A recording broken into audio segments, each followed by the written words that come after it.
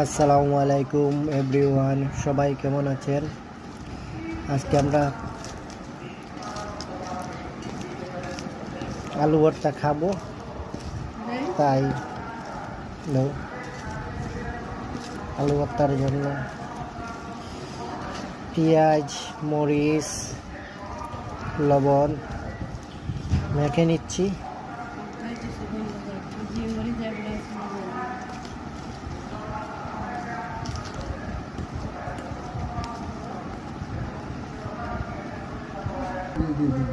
দিতে পারবি মজা আছে মনে করে দিস তোরা তো একবার খাওয়া তিনবার খাওয়াস না তোর মার মতো